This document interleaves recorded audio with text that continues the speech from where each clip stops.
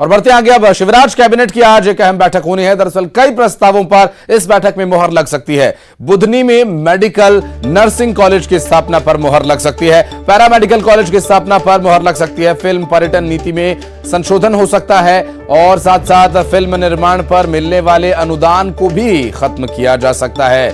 आपको बता दें कि सुबह 11 बजे मंत्रालय में यह बैठक होगी, जिसमें कई महत्वपूर्ण मुद्दों पर मोहर लगेगी। और साथ साथ आपको बता दें, मुख्यमंत्री शिवराज सिंह चौहान बुधनी में मेडिकल नर्सिंग कॉलेज की स्थापना पर मंजूरी दे सकते हैं, चूंकि अपने सहयोगियों के साथ मंत्रणा करने के बाद इन फैसलों पर मोहर लगेगी। दरअसल पैरामेडिकल कॉलेज की स्थापना पर भी मोहर लगने की जानकारी मिल रही है। यहां फिल्म पर्यटन नीति में बदलाव भी किया जा सकता है। फिल्म निर्माण पर मिलने वाले अनुदान को भी खत्म किया जा सकता है। सुबह 11 बजे मंत्रालय में यह बैठक होनी है, इस पर लगातार रहेगी हमारी नजर। ताजा अपडेट्स आप तक पहुंचाएंगे और इस कैबिनेट की मीटिंग को लेकर क्या तैयारियां हैं, इस पर भी विस्तार पूर्वक जानकारी आप तक पहुंचाएंगे। फिलहाल आपको बता दें, आज कैबिनेट की बैठक में कई बड़े फैसले लिए जा सकते हैं। उन बड़े फैसलों में मेडिकल नर्सिंग कॉलेज की स्थापना से लेकर पैरामेडिकल कॉलेज की स्थापना तक के विषय शामिल हैं और साथ ही फिल्म पर्यटन नीति में बदलाव, संशोधन को लेकर फिल्म निर्माण पे मिलने वाले अनुदान तक को खत्म किए जाने का विचार किया जा रहा है। और सुबह 11 बजे ये बैठक शुरू होगी और इस बैठक को लेकर लगातार ताजा अपडेट्स अपने दर्शकों तक हम पहुंचाते रहेंगे। आपको बता दें कि आज शिवराज कैबिनेट की महत्वपूर्ण बैठक में कई महत्वपूर्ण मुद्दों पर चर्चा के साथ मोहर लग सकती है, उसे पारित किया जा सकता है, जिसमें बुधनी में मेडिकल कॉलेज, नर्सिंग कॉलेज की स्थापना से लेकर पैरामेडिकल कॉलेज की स्थापना तक का निर्णय शामिल है। साथ ही आपको यह भी बता दें कि फिल्म पर्यटन नीति में बदलाव हो सकता है। फिल्म निर्माण पे मिलने वाले अनुदान को भी खत्म किया जा सकता है। और रायपुर से अगली बड़ी खबर आपको बता दें, दिल्ली दौरे पर सीएम भूपेश बघेल पार्टी के आला नेताओं से मुलाकात करेंगे। कल सूरत से दिल्ली पहुंचे थे मुख्यमंत्री भूपेश बघेल और दिल्ली में छत्तीसगढ़ कांग्रेस के नेताओं का जमावड़ा है। विधानसभा अध्यक्ष चरणदास महंत और स्वास्थ्य मंत्री टीएस सिंहदेव, गृह मंत्री ताम्रध्वज साहू मौजूद और आज मोहन मरकाम भी दिल्ली जा रहे हैं। कांग्रेस अध्यक्ष मल्लिकार्जुन खड़गे से मुलाकात होगी। दरअसल मल्लिकार्जुन खड़गे इनकी बैठक ले सकते हैं, जिसमें इन सभी नेताओं के नाम शामिल हैं। दरअसल कल सूरत से दिल्ली पहुंचे थे मुख्यमंत्री भूपेश बघेल और छत्तीसगढ़ कांग्रेस के नेताओं का जमावड़ा आज दिल्ली में लगेगा। विधानसभा अध्यक्ष चरणदास महंत, स्वास्थ्य मंत्री टीएस सिंहदेव, गृह मंत्री ताम्रध्वज साहू और आज मोहन मरकाम भी ज्वाइन करेंगे दिल्ली में। दरअसल कांग्रेस अध्यक्ष मल्लिकार्जुन खड़गे इस दल की बैठक ले सकते हैं। हमारी सहयोगी ममता इस वक्त हमारे साथ मौजूद है। ममता, आज दिल्ली में छत्तीसगढ़ कांग्रेस के नेताओं का जमावड़ा रहेगा, क्या कुछ जानकारी अपने पास? बिल्कुल, देखिए, मुख्यमंत्री भूपेश बघेल कल राहुल गांधी के साथ सूरत गए हुए थे, वहां से वो दिल्ली गए और इसके साथ ही अगर हम बात करें तो स्वास्थ्य मंत्री टीएस सिंहदेव भी वहाँ मौजूद हैं, गृह मंत्री ताम्रध्वज साहू भी मौजूद हैं, मोहन मरकाम भी आज दिल्ली जाएंगे। ये कहा जा रहा है कि राष्ट्रीय अध्यक्ष मल्लिकार्जुन खड़गे वहां पर बैठक ले सकते हैं। हालांकि बैठक में कौन कौन लीडर्स शामिल होते हैं इसको लेकर कोई तय नहीं है, लेकिन ये जरूर है कि एक संयोग कहा जाए या फिर एक रणनीति के तहत ये तमाम जो लीडर्स हैं छत्तीसगढ़ कांग्रेस के वो वहां पर मौजूद हैं और हो सकता है कि आगे की क्या स्ट्रेटेजी हो राहुल गांधी के संसद की सदस्यता के मामले को लेकर इस पर बातचीत की जाएगी। बहुत शुक्रिया आपका ममता इस जानकारी के लिए। आप नजर बनाए रखें, आगे अपडेट लेंगे आपसे। और बीजेपी विधायकों की प्रधानमंत्री नरेंद्र मोदी से मुलाकात टल गई है। इस वक्त की एक बड़ी खबर यह भी है कि प्रधानमंत्री नरेंद्र मोदी से मुलाकात के लिए जाने वाले भारतीय जनता पार्टी के विधायकों की यह मुलाकात 5 अप्रैल को होनी थी प्रधानमंत्री नरेंद्र मोदी से, जबकि नेता प्रतिपक्ष नारायण चंदेल को इसकी जानकारी फोन पर मिली और फोन पर नारायण चंदेल ने इसकी जानकारी दी है। पीएम की व्यस्तता के चलते ये मुलाकात टाली गई है। दरअसल नई तारीख तय होने पर इसकी जानकारी दी जाएगी। प्रधानमंत्री नरेंद्र मोदी से मुलाकात के लिए जाने वाला था भारतीय जनता पार्टी के विधायकों का ये दल और ऐसे में अभी कुछ समय के लिए ये मुलाकात टल गई है। 5 अप्रैल को होने वाली इस मुलाकात को फिलहाल टाल दिया गया है। नेता प्रतिपक्ष नारायण चंदेल के द्वारा ये जानकारी दी गई है। प्रधानमंत्री की व्यस्तता के चलते ये मुलाकात टली है। दरअसल नई तारीख तय होने पर इसकी जानकारी दिए जाने की बात कही जा रही है। आज ये जो खाद्यान्न घोटाला है उसका क्या होगा? 600 करोड़ का घोटाला हुआ है, उसके लिए सरकार जांच के लिए क्यों तैयार नहीं है? क्या दिक्कत है? कोई परेशानी?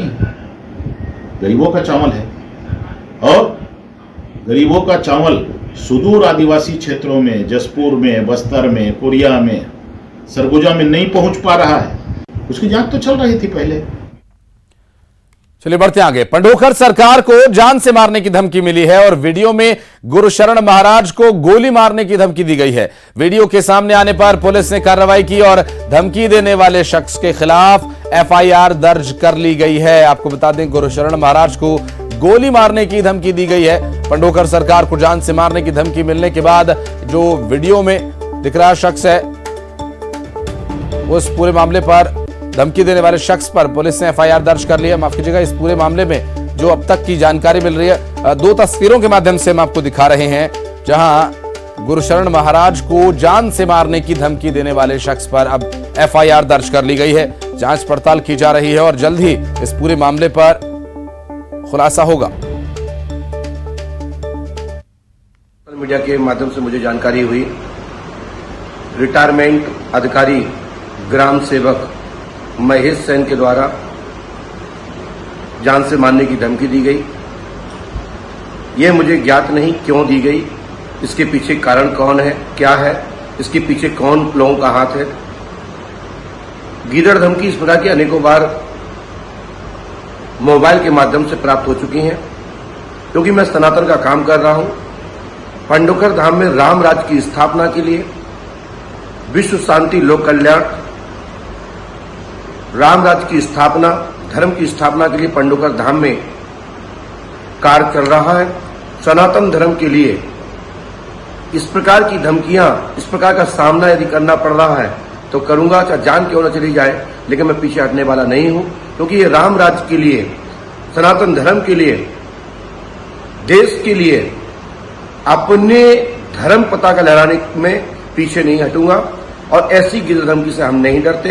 इसके लिए शासन प्रशासन है और शासन प्रशासन की जिम्मेदारी बनती है ऐसे लोगों को कानूनी कार्रवाई स्वयं अपने स्तर पर जिला प्रशासन कर रहा है। और सामने जानकारी आने पर आप सबको और जानकारी प्राप्त होगी कि इसके पीछे क्या हाथ। और मुरैना से बीजेपी विधायक का एक वीडियो वायरल हो रहा है और वायरल वीडियो में विधायक खुद को शराब ठेकेदार बता रहे हैं। अवैध शराब के ठेकों की शिकायत लेकर पहुंची महिलाएं और महिलाओं से बातचीत में विधायक ने यह बताया कि कैसे ठेका बंद कराएं, हम खुद शराब ठेकेदार हैं, ऐसा वो दावा कर रहे हैं। जबकि न्यूज 18 नेटवर्क इस वायरल वीडियो की पुष्टि कतई नहीं करता है। एक बार ये वीडियो देखिए, उसके बाद इस खबर पर और विस्तार पूर्वक जानकारी आगे देंगे आपको। कौन सा नियम है? तुम ठेकेदार कितने का लेते शराब के, बताओ कितने में ठेका वो शराब को? कितने लेते शराब के, कितने को ठेका वो? तो अरे जी तो जोरा में थोड़ी है सांकरा में। नहीं, जोरा में हम तो सांकरा ही कहना, जोरा में बिके, जोरा से मेरे को मतलब नहीं, हमारे गांव में नहीं बिके। तो ठेके की तो बात ठेके पे जाके पूछो कितनी पर ठेके तो कायदे से पर मुख्यमंत्री ने ये कहा है कि आप शराब मत बेचिए, आहता मत लगाइए। अब बताओ जी क्या मदद कर सकता हूँ?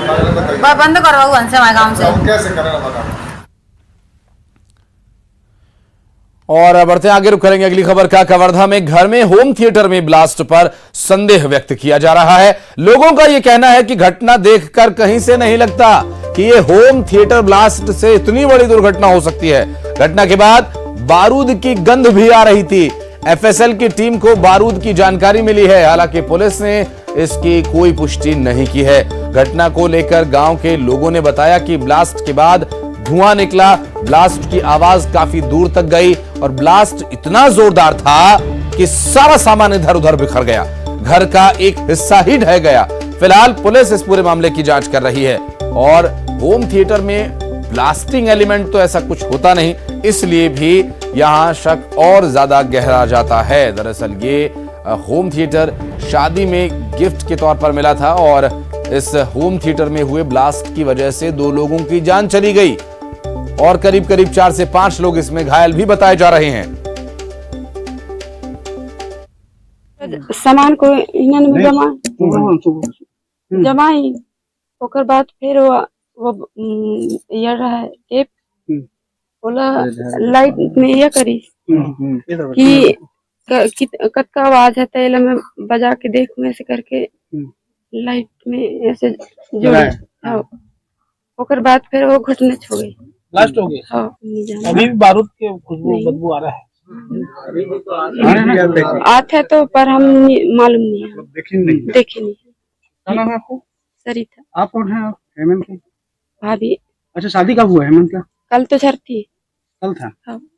जब यहाँ आवाज आया उसका एकदम दड़ांग से, तो अरे क्या चीज है भाई से करके इधर देखा मैं, तो एकदम जो यहाँ से जो कोहरा उठा ना, वो एकदम काला टाइप का निकला, एकदम भाग से ऊपर।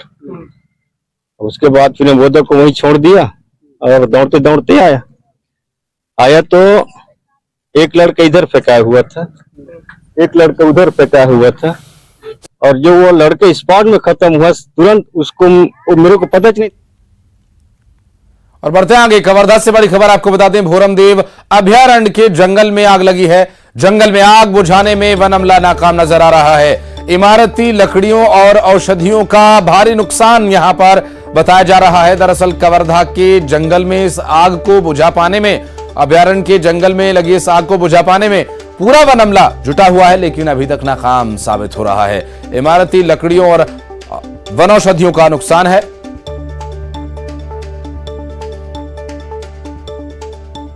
मनीष हमारे सहयोगी इस वक्त हमारे साथ फोन लाइन पर है। मनीष, ये आग कब से लगी है और कब तक बुझा पाने की संभावनाएं हैं, क्योंकि वन अमले के प्रयास तो नाकाफी साबित हो रहे हैं।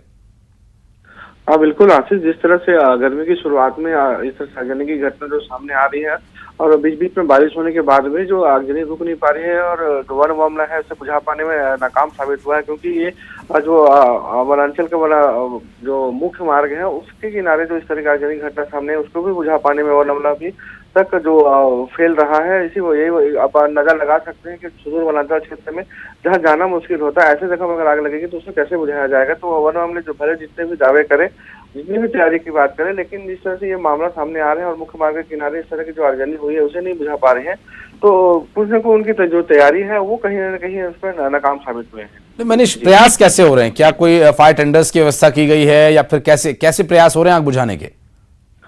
अब वन हमले जिस तरह से बात है कि फायर वाचर उनके पास है, उसके माध्यम से जो बुझाया जाता है। इसके अलावा जो परंपरागत उनके जो तरीके हैं, जैसे नालियां बनाकर जहाँ आग लगी है उनको दूसरे हिस्से से काटा जाता है ताकि जो पत्ते हैं वो आगे न बढ़े। तो इस तरह से आग बुझाने का प्रयास उनके द्वारा किया जाता है, लेकिन वन हमला वहाँ पे किसी तरह से नजर नहीं आया। जिन्हें बुझाने का प्रयास जो है वो सही तरीके से नजर आता नहीं दिख रहा था, जिसके चलते जो आग जो है तेजी से फैल रहा था, जिससे कई बिल्कुल इस आग को बुझाना मनीष बहुत जरूरी है, क्योंकि काफी नुकसान हो रहा है प्रकृति का, और ये अभ्यारण्य है और इस अभ्यारण्य को संरक्षण की जो जिम्मेदारी है वो वन विभाग को संभालनी होगी। ऐसे में देखना होगा आगे आग कैसे बुझाई जा सकती है। बहुत शुक्रिया मनीष आपका इस पूरे मामले पर जानकारी के लिए। और बढ़ते आगे धमतरी से एक और बड़ी खबर आपको बता दें, धमतरी में 19 छात्राएं कोविड-19 से पॉजिटिव हैं। दरअसल गर्ल्स हॉस्टल की 19 छात्राएं इससे संक्रमित हो गई हैं। हॉस्टल में सभी को क्वारंटीन कर दिया गया है और 14 दिन के लिए यह क्वारंटीन किया गया।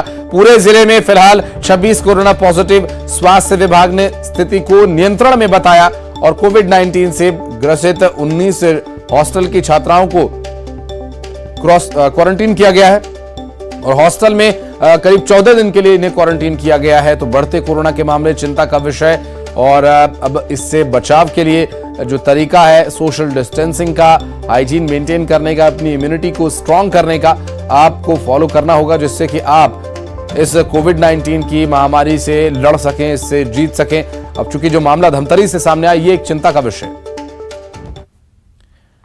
और भिंड में दो पक्षों में खूनी संघर्ष हो गया। पुरानी रंजिश के चलते ये मारपीट हुई और मारपीट में 7 लोग घायल हुए बताए जा रहे हैं। घायलों में 4 की हालत गंभीर है, जबकि ग्वालियर इन्हें रेफर किया गया है इलाज के लिए।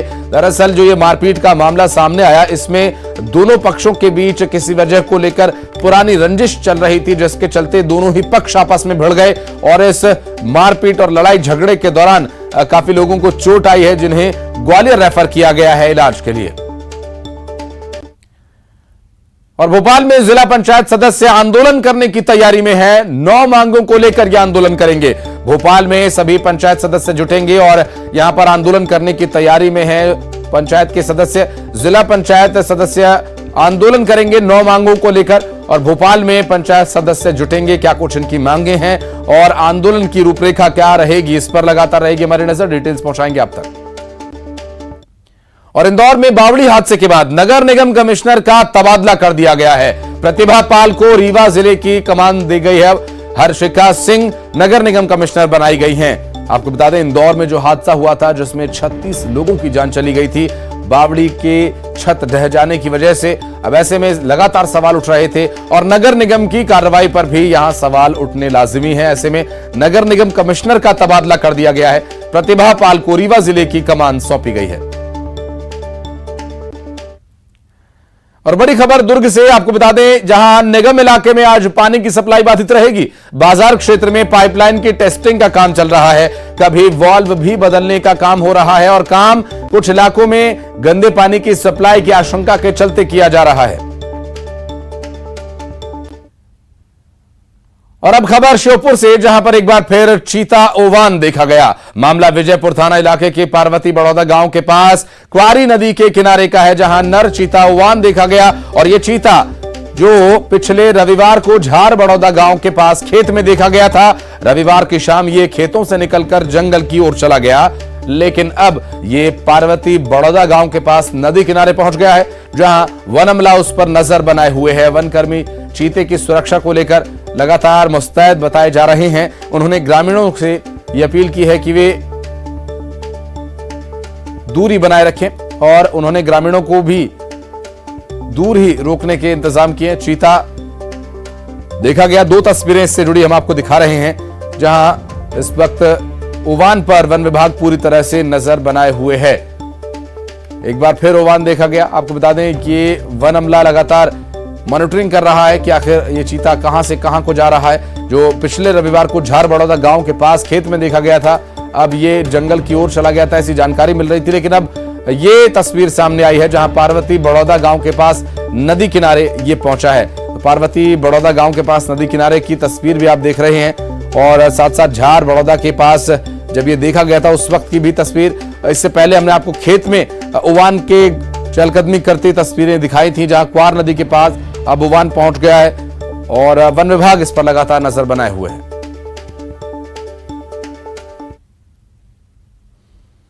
प्रधानमंत्री नरेंद्र मोदी ने मुंबई में नीता मुकेश अंबानी कल्चरल सेंटर के उद्घाटन के लिए नीता अंबानी को बधाई दी। पीएम मोदी ने देश की कला और संस्कृति को लोकप्रिय बनाने के उद्देश्य से अंबानी परिवार द्वारा किए जा रहे प्रयासों का नेतृत्व करने के लिए नीता अंबानी की तारीफ भी की।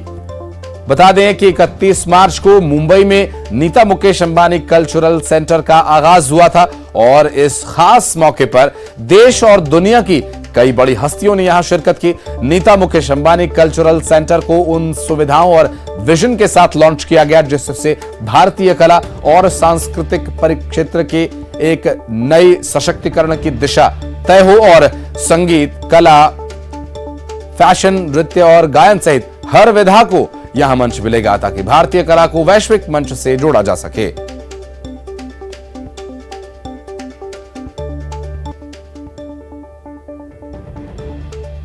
और प्रधानमंत्री ने एक पत्र के माध्यम से शुभकामनाएं दी हैं एनएमएससीसी को और कला संस्कृति के संरक्षण के लिए सराहना की है। एक बहुत छोटा सा ब्रेक ले रहे हैं, आप कहीं मत जाइएगा, जल्द लौटते हैं।